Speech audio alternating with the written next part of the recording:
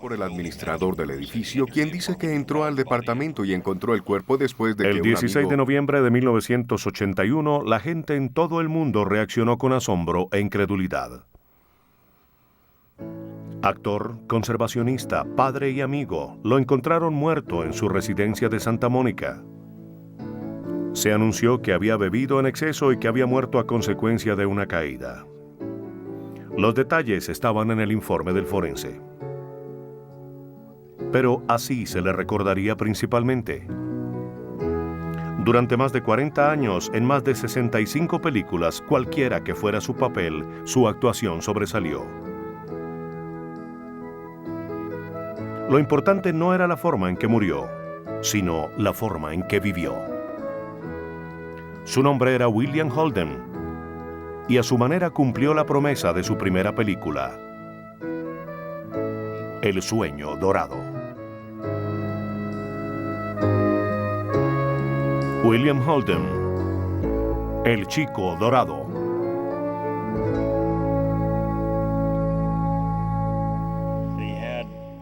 Él era honesto, y eso le favorecía. No lo hacía por aparentar. Le creíamos. Si Bill decía una mentira, podía ser. Le creíamos. No era engreído, defecto que muchos actores tienden a adquirir cuando alcanzan el éxito. No estaba seguro de que el negocio del cine duraría. Y no sé si alguna vez estuvo realmente convencido de haber triunfado. Era un personaje extraño. No se encuentran hombres y menos hombres actores. No se encuentran muchos. De hecho, no conozco a otros como Bill Holden. Mr. Moody, don't you knock when you walk in an office? Sorry, I forgot if you wanna. En el momento en que ese chico entró, tuve la sensación de que era la persona adecuada y deseé con toda el alma que tuviera buena voz. Y cuando abrió la boca tenía buena voz. Y era llamativo, se movía por todos lados, no podía quedarse quieto.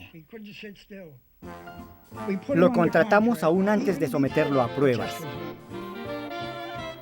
Los directores de estudio de Columbia Pictures vieron las pruebas e inmediatamente negociaron la mitad del contrato de Bill. Cuando al novato de 21 años le dieron el papel principal en una película importante, la posibilidad de éxito inmediato pareció repentinamente a su alcance. La película era Sueño Dorado. Tenía que llegar al estudio temprano cada mañana para que le oscurecieran y encresparan el cabello. Recibió clases para aprender a sostener el violín y el arco, y debió entrenar intensamente para las escenas de pelea. Pero nada quebrantó la determinación de Bill. I want to own things and to give things. Everything you want from breakfast until you turn out the light. Pasaba por mi oficina durante el rodaje de la película si tenía mediodía libre. Discutíamos su desarrollo y solo hablaba de Barbara Stanwyck. Decía que era lo más maravilloso. Una santa, según su opinión. Su ayuda era insuperable. I saw your future in big electric lights. It's a pity never to see you in action again. Used to be a thrill. Lorna, you're not kidding me, are you? You're like music to me, Lorna. Rich, soft music that goes on in my head and heart for days and nights. With a crazy tempo that seems to beat out... Beat out what, Joe? Your name, Lorna. Always Lorna, Lorna. Missy. La llamaba Missy, y él era su chico dorado. William Franklin Biddle Jr. nació el 17 de abril de 1918 en O'Fallon, Illinois, una pequeña población rural no lejos de San Luis. Era el mayor de 3 hijos.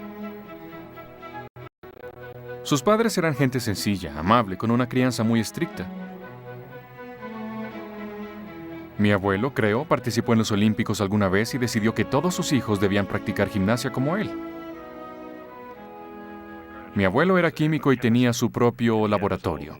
Su vida era muy modesta y creo que mudarse a Pasadena debió ser un cambio brusco. Por lo tanto, era muy estricto con ellos porque quería que mantuvieran los valores que les había inculcado. Mary Biddle, mi abuela, era maestra de escuela y bastante religiosa. La familia era muy unida, existía unidad, amor. Los chicos no lo olvidaron.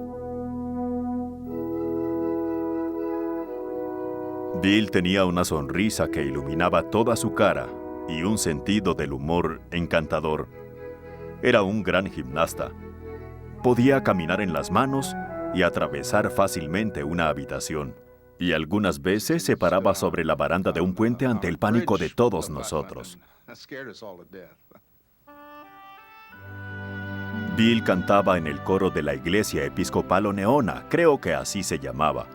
Era muy amable, cuidadoso y bondadoso con las personas de edad, pero igualmente podía ser temerario. Era, digamos, un solitario sociable. Y no era un estudiante especialmente bueno, pero quería destacarse. En la secundaria South Pasadena, Bill Biddle sobresalió en gimnasia y participaba con entusiasmo en las producciones dramáticas de la escuela. Cantaba en el Boys Glee Club y de muchas maneras lograba captar la atención. Conducía su motocicleta parado en las manos sobre el manubrio, impresionando siempre a quienes lo veían. Según mi abuela, siempre intentaba que los otros hermanos hicieran alguna locura.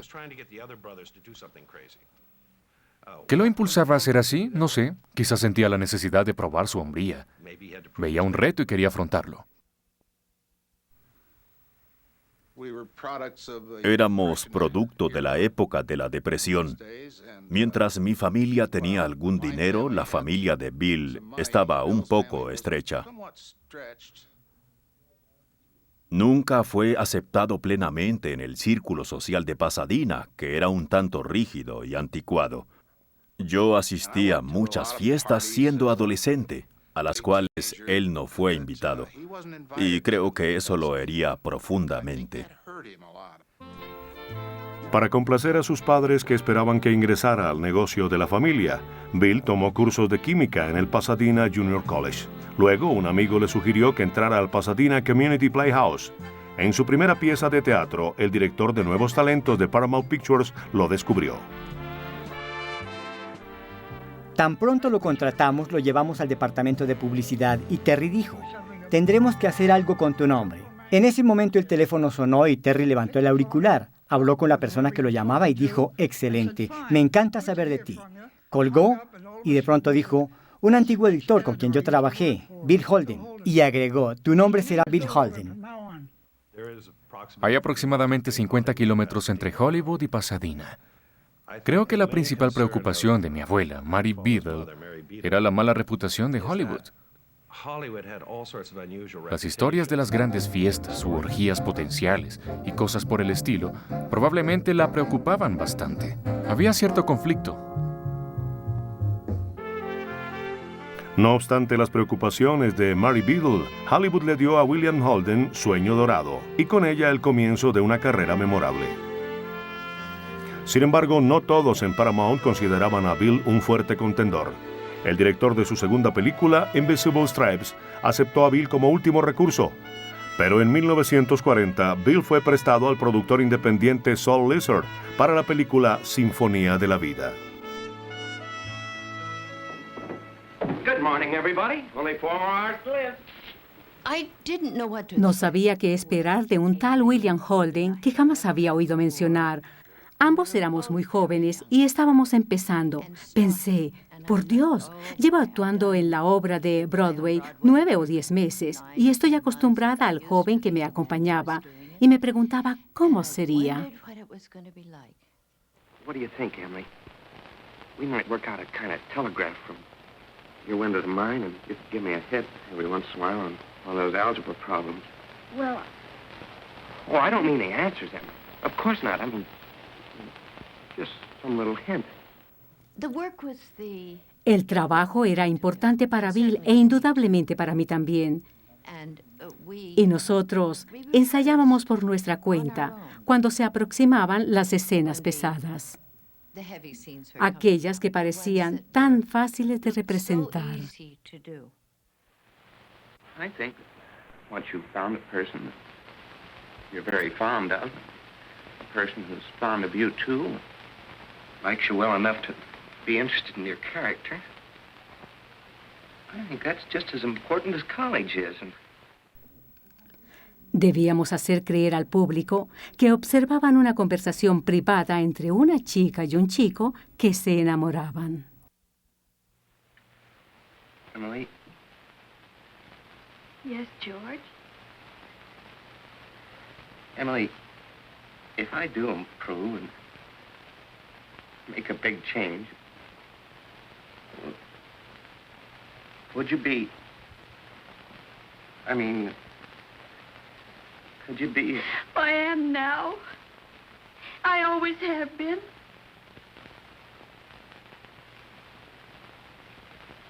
So I guess this is a pretty important talk we've been having. Bill era extraordinario, tan fácil, tan cómodo. Fue una época muy especial en mi vida.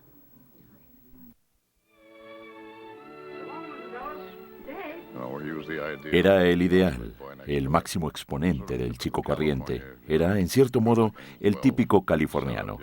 Un joven atractivo, de buena constitución y buen genio, brillante. Satisfacía el apelativo de Sonriente Jim. Y papeles de Sonriente Jim eran los que Paramount y Columbia invariablemente le ofrecían a Bill. Hey, Danny, you all right? Oh.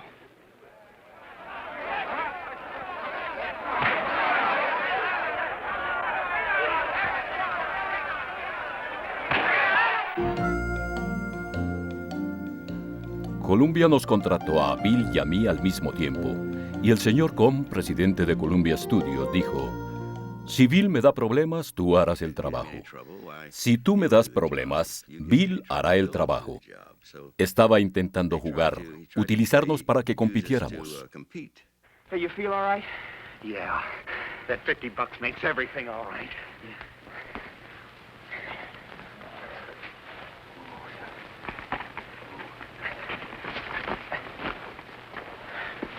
Danny? Yeah. We haven't got that $50. What? Well, I bet it on Dutch Henry. You what? You what? No competimos. Cuanto más quisieron hacernos competir, más nos acercamos como amigos.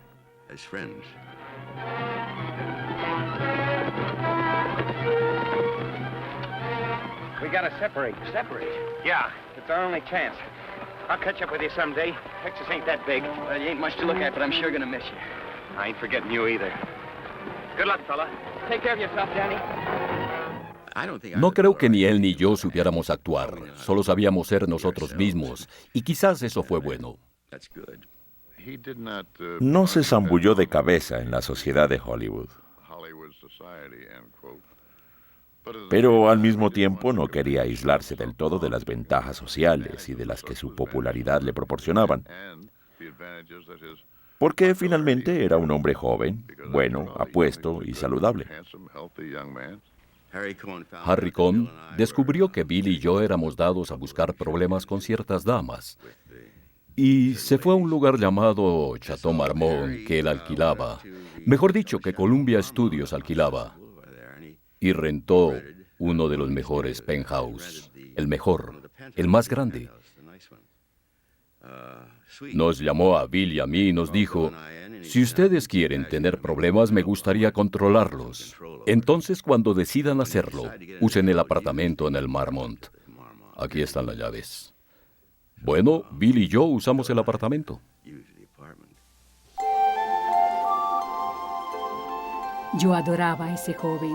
Creo que todas las personas que trabajaron con Bill en esa época, todas las jóvenes se enamoraron. Pues yo también creí que era lo máximo, hasta que descubrí que estaba comprometido.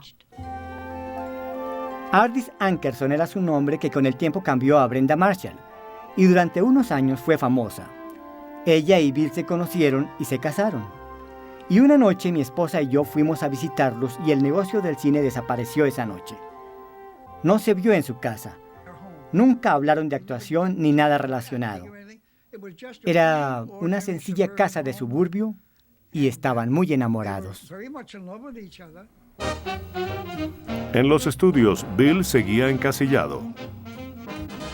Los papeles iban y venían.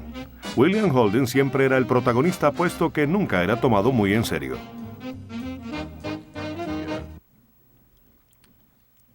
Yo creo que él quería avanzar de su imagen original, o de lo que percibía como su imagen original, y hacer algo de gran importancia. Al enfrentarse a Harry Cohn de Columbia para obtener papeles más importantes, el directivo repetidamente le dijo que esperara tener más líneas de expresión en su rostro. Estas líneas aparecerían demasiado pronto, aceleradas por el ingreso de Estados Unidos a la Segunda Guerra Mundial. Bill Holden fue el primer actor casado en enrolarse. Usó su verdadero nombre, William Franklin Biddle Jr. Mientras estaba en servicio, Hardis le dio su primer hijo, Peter Westfield. Bill ya había adoptado a Virginia, hija de Hardis, de su primer matrimonio. 3 años después llegaría un segundo hijo, Scott.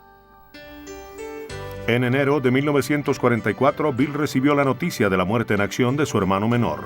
El avión de Bob Biddle había sido derribado sobre el Pacífico Sur. Cuando terminó la guerra, Bill Holden ya tenía líneas de expresión, pero Paramount y Columbia siguieron asignándole sus antiguos papeles de sonriente Jim. Una película, sin embargo, se destacó entre todas las demás. Fue protagonizada por Bill en préstamo a RKO. Vuelve a amanecer. Compartieron el reparto estelar Loretta Young y Robert Mitchell. Y supongo que ella creía que éramos menos reverentes de lo que debíamos ser.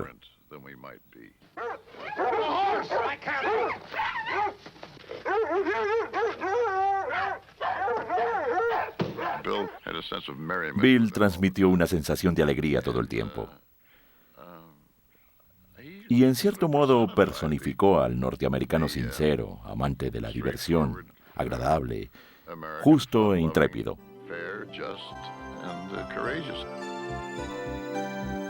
Todo era mágico en la casa en esa época. Él era el primer niño realmente de la familia.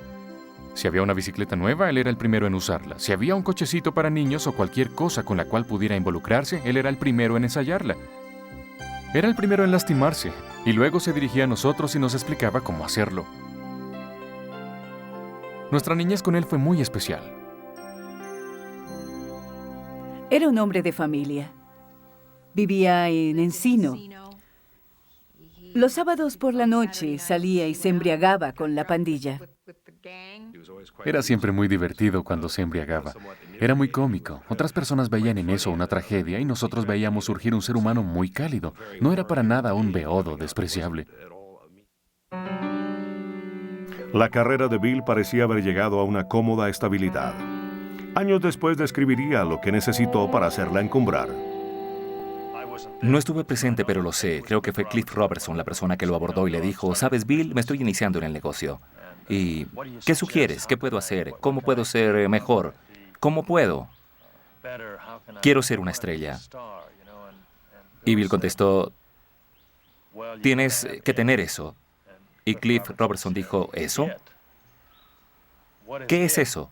Y Bill dijo, eso es Sunset Boulevard. Importante. Captó la atención de Billy Wilder y nació entre ellos una amistad sincera. Billy entendió que en él había un actor con profundidad y muchas facetas.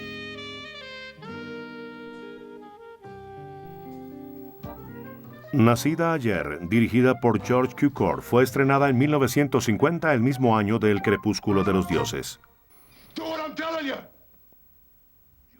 Judy Holliday recibió un premio de la Academia por su actuación, pero los críticos también alabaron la actuación de William Holden.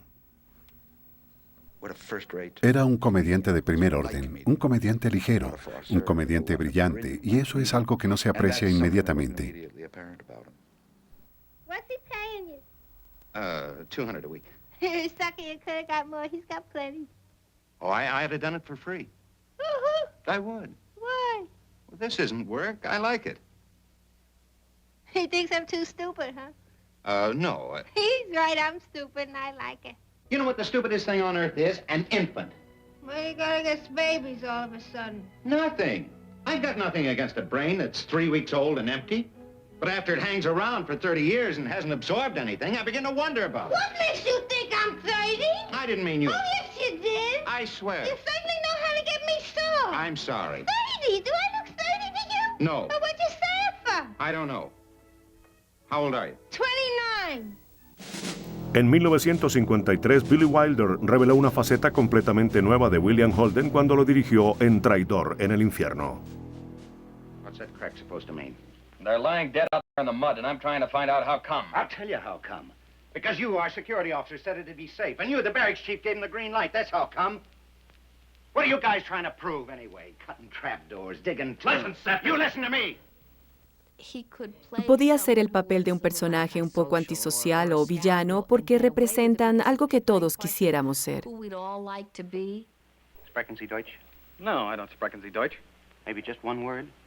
Kaput? Because you're kaput, Price. Will you get this guy out of my hair so I can go? Go where? To the commandant's office and tell him where Dunbar is? Why, I'll kill you for that! Shut up. Security officer, huh? Always screening everybody. Only who screens you? Great American hero from Cleveland, Ohio, enlisted right after Pearl Harbor. When was Pearl Harbor, Price, or don't you know that? December 7th, 41. What time? 6 o'clock. I was having dinner. 6 o'clock in Berlin. They were having lunch in Cleveland. Por su actuación en Traidor en el infierno ganó el premio de la Academia.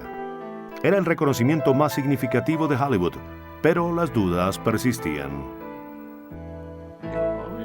Siempre tuvo una sensación de inseguridad que lo hacía despertarse con la impresión que todo era una gran broma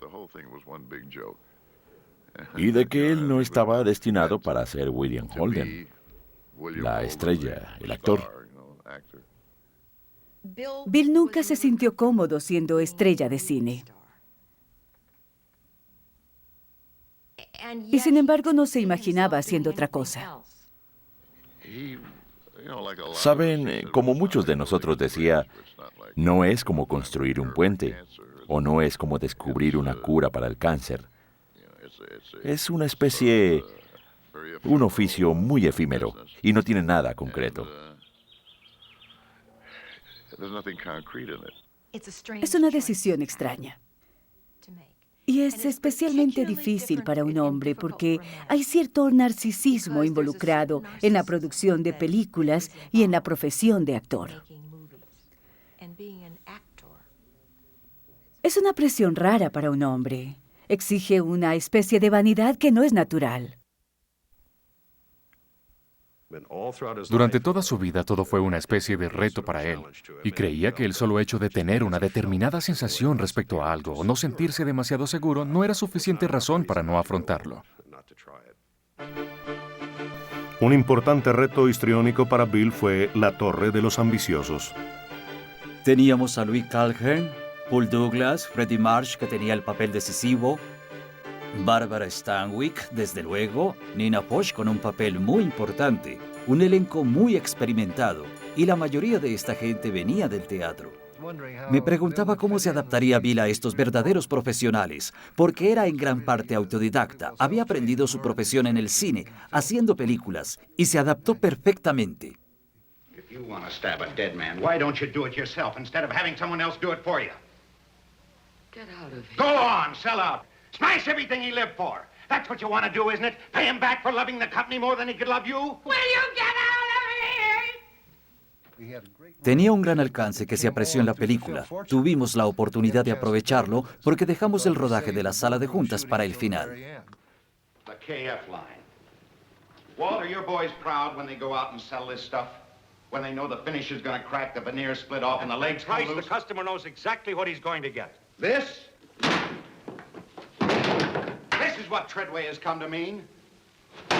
And what do you suppose the people think of us when they buy it? How do you suppose the men in the factories feel when they make it? What must they think of a management that's willing to stoop to selling this kind of junk in order to add a dime a year to the dividend? Do you know there are men at Pike Street who've refused to work on the KF line? Who've taken a $7.50 a week cut to get transferred to something else? Well, after all, that's only part of our business. Eventually, we can cut down on the line. We'll drop that line. And we'll never again ask a man to do anything that will poison his pride in himself or his work. En ese mismo año, 1954, Bill Holden apareció en otro éxito contundente, La angustia de vivir. La protagonista fue Grace Kelly, que recibió el premio de la Academia por su actuación. If I tell him he's magnificent, he says I'm not being honest. If I tell him he's not magnificent, he says I don't love him. Why don't you tell him he's good but can be better? Is that what the critics will tell him? Are you a critic or a wife? Let's say I try in my small way to help. That's what my ex-wife used to keep reminding me of, tearfully. She had a theory that behind every great man there was a great woman. She also was thoroughly convinced that she was great, and that all I needed to qualify was guidance on her part. Hay películas que lo afectaron considerablemente, que podían proporcionar algo de valor, que tenían algún nexo con la realidad. Pero principalmente tratar con otros actores que tenían enorme talento y enorme energía, sentía que eso mejoraría su actuación. You can't believe that a woman is crazy out of her mind to live alone in one room by herself. Listen to me, listen to me. Why are you holding me? I said you're holding me.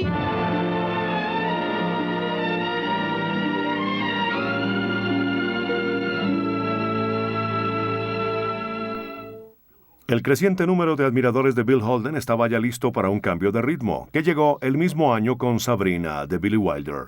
Compartió el reparto estelar con Audrey Hepburn. Lo que tenían que hacer con Holden en Sabrina a las 6 de la tarde. Y a las 7, Bill estaba en un avión rumbo a Japón. Decía, es un negocio loco, pero agregaba, ¿en qué otro negocio podría un tipo como Bill Holden encontrar un portaaviones esperando que él llegara en un helicóptero desde Corea, como sucedió cuando filmaba Los puentes de Tokyo-ri? El mundo había descubierto a Bill Holden desde hacía mucho. Ahora Bill descubría el mundo y a donde fuera llevaba sus cámaras. Era un hombre autodidacta. Creo que mucha gente en esa época lo era. Y era muy importante para él satisfacer su curiosidad respecto a las cosas. Los viajes le abrieron una dimensión totalmente nueva. En 1955, en su casa de California, Bill y Ardis fueron entrevistados para el programa de televisión Persona a Persona. Encuentro que soy muy curioso respecto al mundo y a la gente que lo habita y he tenido una maravillosa oportunidad de satisfacer esa curiosidad viajando, tanto para la producción de películas cinematográficas como para, después de que están terminadas, venderlas. Los padres de Bill siempre se encargan de los niños cuando viajamos. Me sentía bien quedándome en casa para cuidar de los niños, pero ya están mayores y creo que quiero viajar con Bill, pasar un poco más de tiempo con él. No estoy demasiado ansioso por hacer actuaciones dramáticas en vivo. Siempre he creído que son restrictivas. He visto muchos espectáculos en donde tenían 2 helechos colgando sobre el escenario y se suponía que era la selva. Creo que en el medio de la cinematografía se puede ir realmente a la selva. Viajaba mucho. Siempre estaba en alguna locación dentro de Estados Unidos o en Europa o en el Oriente. Y en consecuencia todo era siempre, llegará pronto a casa. Ya casi llega a casa. Y cuando finalmente llegaba, siempre había regalos y magia en el ambiente.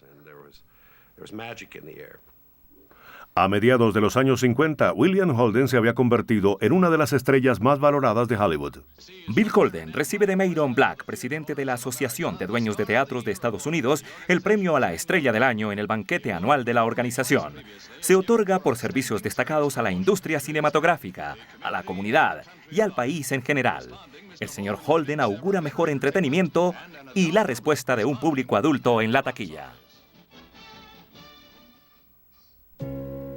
En Picnic de 1956, el rodaje de exteriores se hizo en Lawrence, Kansas. Más adelante, Bill Holden se enorgullecería de esta película.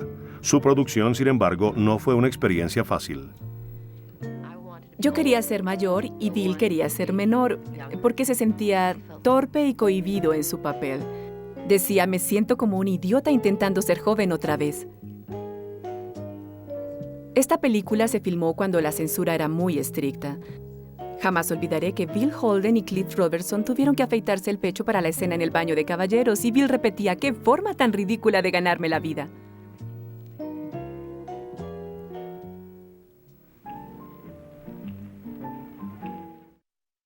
Odió hacer la secuencia de baile en Picnic. Bueno, todos la odiamos, yo también la odié.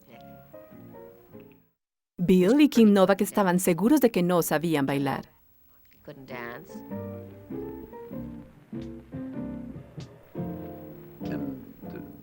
Y el resultado es historia. Es tal vez una de las escenas de baile más provocativas y sensuales que pueden verse, donde los bailarines están totalmente vestidos.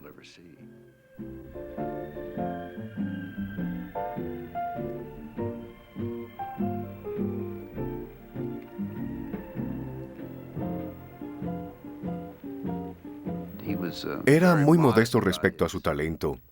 Siempre creí que era un actor maravilloso y no creo que fuera consciente de sus capacidades. Listen, baby. You're the only real thing I ever wanted. Ever. You're mine. I've got to claim what's mine or I'll be nothing as long as I live.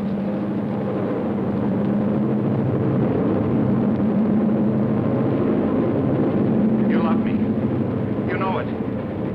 You love me. You love me. Recuerdo que era una población triste. En los años 50, Kansas era huracanes y tornados cada 3 minutos, un ambiente altamente estresante. Esa noche todos estábamos en la habitación de Bill. Él tenía mi tocadiscos.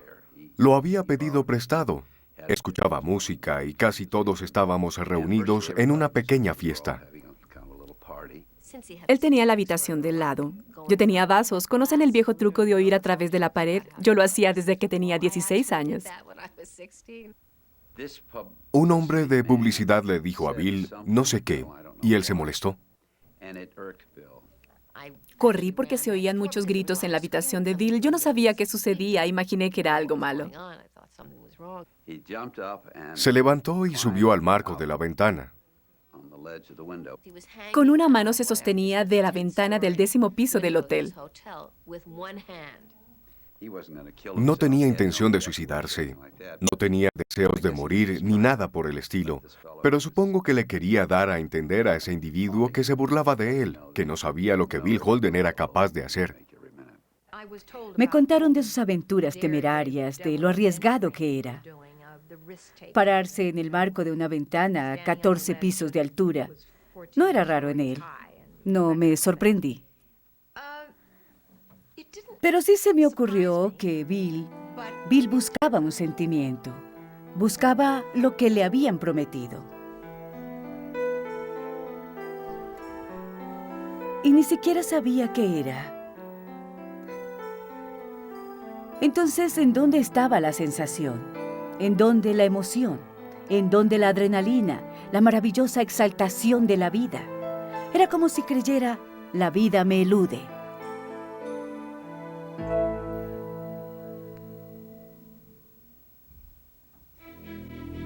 Transcurría 1957 y Bill Holden era finalmente un agente libre. Pero Harry Cohn de Columbia logró convencerlo que protagonizara El puente sobre el río Kwai, ofreciéndole un contrato sin precedentes en Hollywood. Un atractivo adicional fue la locación, un país nuevo para Bill, Ceilán.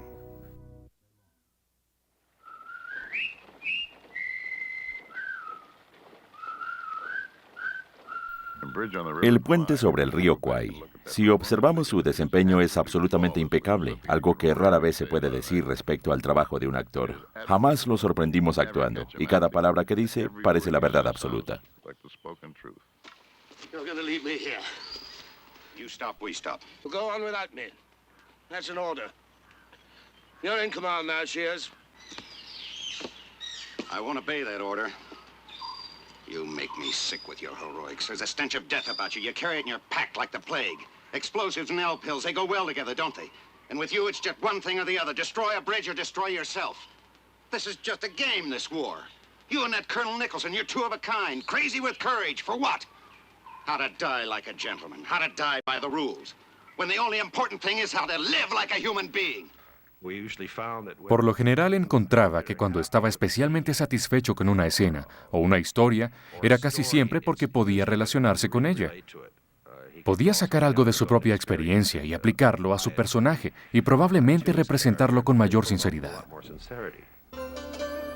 En 1960, cuando se estrenó El mundo de Susie Wong, la colección de diapositivas a color de Bill Holden había aumentado y su fascinación por conocer nuevos lugares y personas era más fuerte que nunca. Convirtió en el prototipo del héroe norteamericano, más humano, a un nivel diferente del establecido por John Wayne, que aparentaba ser más grande que la vida. Bill no. Era un hombre que podría estar en nuestro hogar, ser nuestro padre, nuestro amante, estar involucrado con nosotros. Manejó su calidad de héroe de tal forma que lo hizo accesible, más cercano. Cuando regresaba a Hollywood después de pasar 6 o 7 meses en estos países y asistía a reuniones y veía a la gente, a los directores, a las personas que en realidad nunca salían de allí, a la gente de negocios, se sentía un poco desilusionado por el hecho de que, no obstante lo que sucediera al otro lado, en los países con los cuales él trataba, Hollywood producía una imagen de los lugares a su acomodo y no necesariamente manejaba la realidad. Eso le molestaba hasta cierto punto. Y creo además que era muy sincero al respecto, lo cual no necesariamente lo hacía muy popular en ocasiones. Hollywood no era la ciudad para Bill Holden. Probablemente cualquier lugar en Estados Unidos podía haber sido la ciudad para Bill Holden, pero no Hollywood. No le gustaba el oropel, ni las apariencias. Le gustaba ser directo. Cuando hablábamos con Bill, hablábamos con un hombre que miraba a los ojos. No usaba lentes oscuros para ocultar su expresión. Sabíamos quién era y qué sentía. En 1959, William Holden, el chico provinciano de Pasadena, tomó por sorpresa a Hollywood al trasladarse con su familia a Europa. Creo que hubo una serie de consideraciones.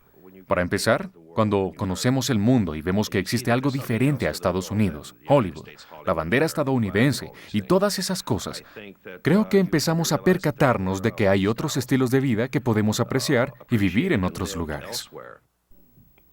Aunque Bill decidió vivir en el exterior, de corazón continuó siendo muy estadounidense. Le pregunté, ¿qué te parece Suiza, Bill? Contestó, bueno, en cierto modo es un problema. Le dije, ¿por qué? Y él dijo, mis hijos están aquí. Una ya habla 2 idiomas, es bilingüe. El otro terminará hablando 3 idiomas, será trilingüe. Le pregunté, ¿cuál es el problema? Y me dijo, yo ni siquiera conozco mi lengua. Después de que Bill Holden se estableció en Europa, tuvo una de las experiencias más intensas de su vida. Ocurrió durante un safari a Kenia. Al primer elefante que vi, no pude cazarlo como trofeo. No fui capaz. Y no demoré mucho en darme cuenta de cuál debía ser mi actitud hacia la vida salvaje de África. Llevó a toda la familia allá, mi hermana, mi hermano, mi madre y yo. Llegamos y nos encontramos de pronto con los olores salvajes, los caminos de tierra que no llevaban a ningún lugar, la vista del monte Kenia, esa montaña nevada, y para nosotros jóvenes fue una experiencia extraordinaria. Creo que se daba cuenta que había mucho más en la vida que hacer películas. Y lo encontró. Viajó y lo buscó. Viajó y buscó las cosas que le hacían la vida interesante, que disfrutaba, que quería compartir con otras personas. Y eso también le dio mucha vida, le dio otra vida, y creo que lo necesitaba. Parecía tener tantas diferentes personas dentro de sí. Y probablemente muchas de estas facetas extremistas, como ser idealista y ser romántico y ser perfeccionista, además de buscar la verdad, probablemente le crearon grandes conflictos en ocasiones. Creo que Bill tenía un profundo sentido de lo que es ser un buen padre y un buen esposo. Y no sentía que era el mejor padre, o posiblemente el mejor esposo, y pienso que eso lo hacía sufrir.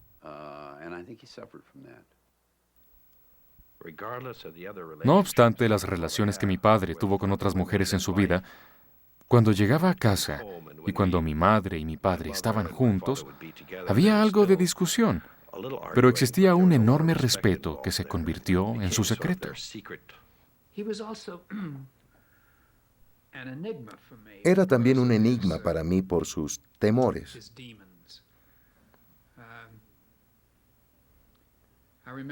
Recuerdo algo que pasó en Francia. Exhibí una de las primeras versiones de una película que hice, que llamé Días de Vino y Rosas. Fue a verla con Capucine. Vivía con Capucine en ese momento. Cuando terminó, la miró y dijo, ¿en realidad lo hice tan mal? Ella contestó, peor. Él dijo, te causé tanto problema, ¿verdad?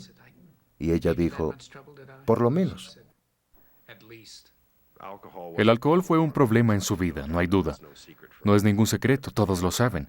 Pero no sé si la gente sabe cuánto luchó en los últimos años de su vida contra este hábito. Se internó en clínicas, hizo todo lo que estuvo a su alcance para tratar de liberarse del vicio.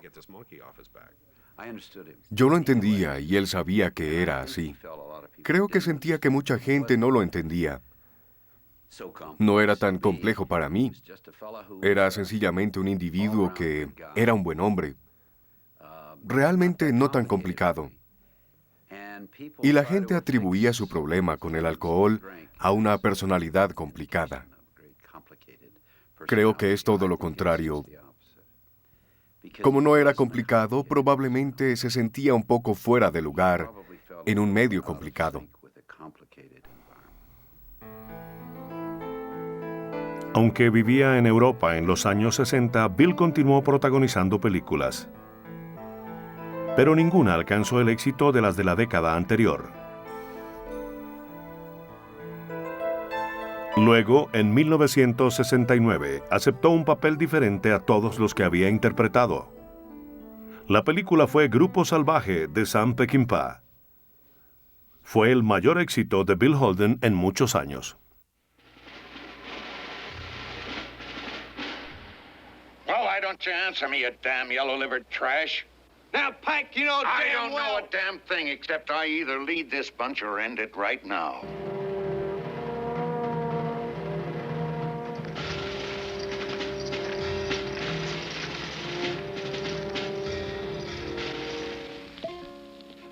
This was going to be my last.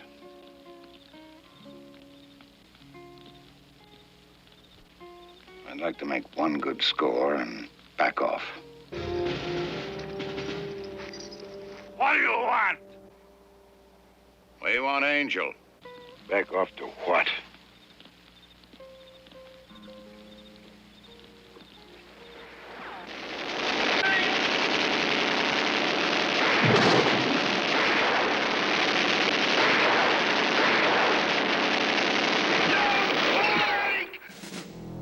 Lo que dio de sí en Grupo Salvaje es algo que no creo que se viera en ninguna otra de sus actuaciones.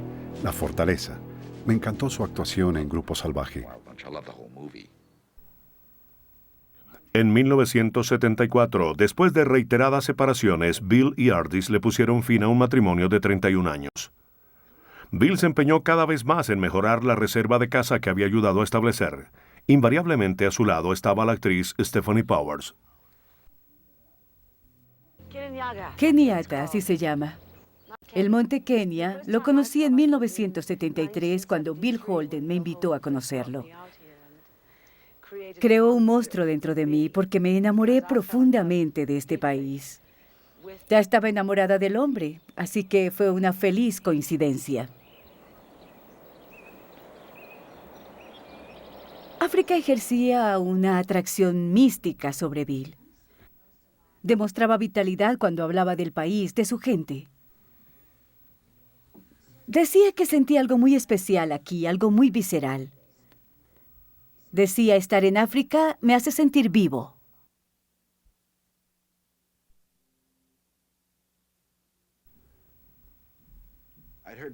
Había oído varios rumores respecto a él. Me habían dicho que era muy taciturno, reservado, indiferente, que hacía su trabajo y se iba a casa. También comentaron que había tenido problemas de alcoholismo. Así que no sabía qué esperar, pero había algo perfecto en él para ese papel. Era una película muy importante para él, porque hacía mucho tiempo que no actuaba. Con frecuencia, cuando los actores han hecho una serie de películas sin saber exactamente la razón por la cual las hicieron, se preguntan si su talento estará marchito.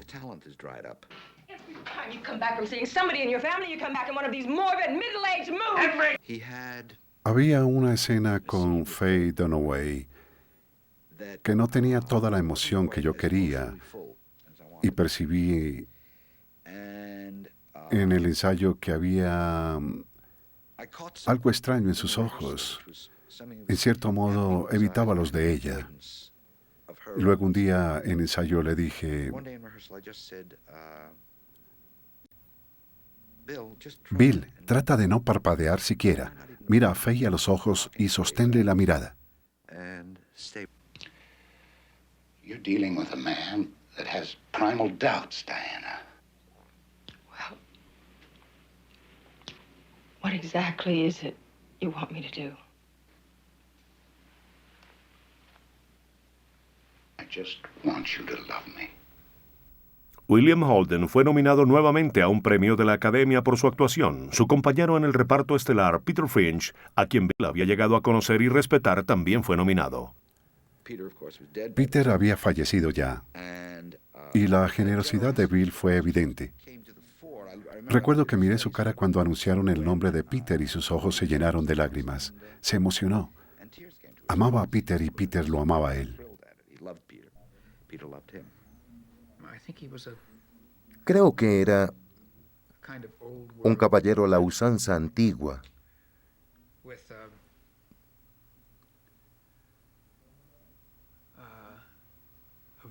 Con un sistema de valores, un código de ética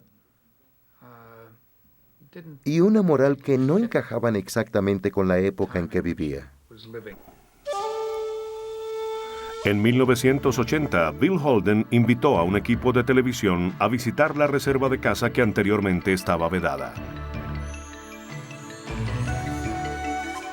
Siempre sentí que no quería capitalizar mi participación en este proyecto.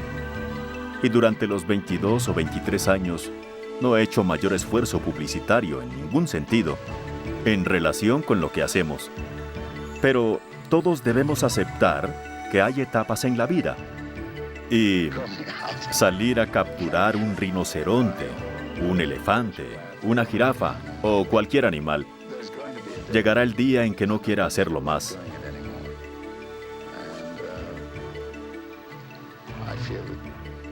Y creo que en esta entrevista en particular, algunas de las cosas que hemos tratado de lograr pueden expresarse. Eso es todo.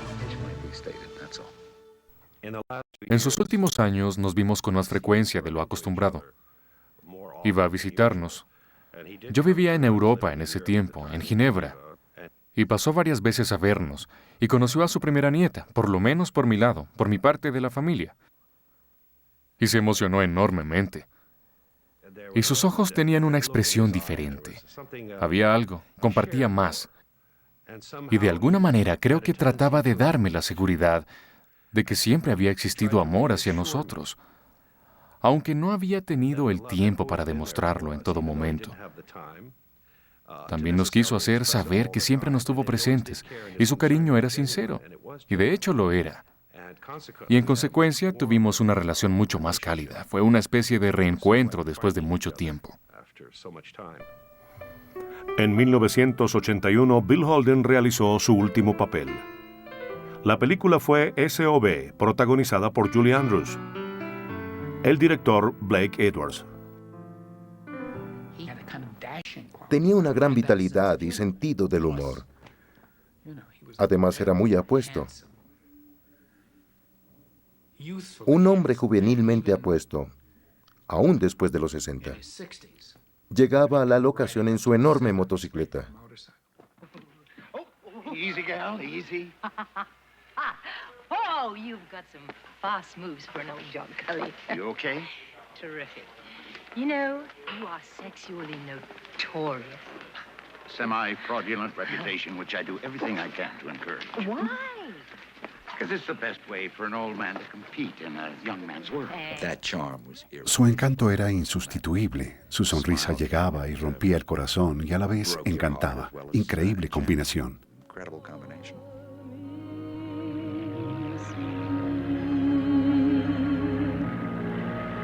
Oh, promise me that you will take my hand,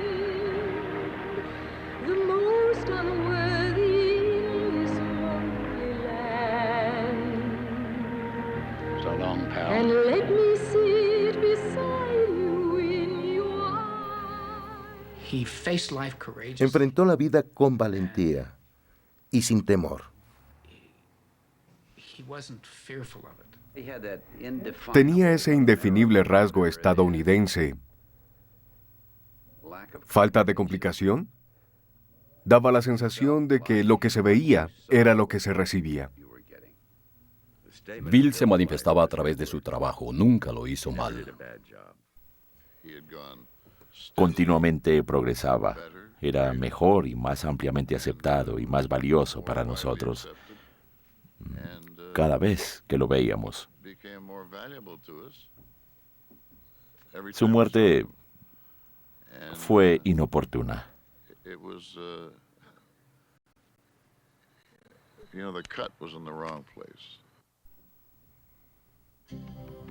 Y es así como se le recordará. Desde la luz hasta la sombra, rastreó lo que fue como actor y como hombre. Un hombre que jamás olvidaremos. Fue y siempre será el Chico Dorado.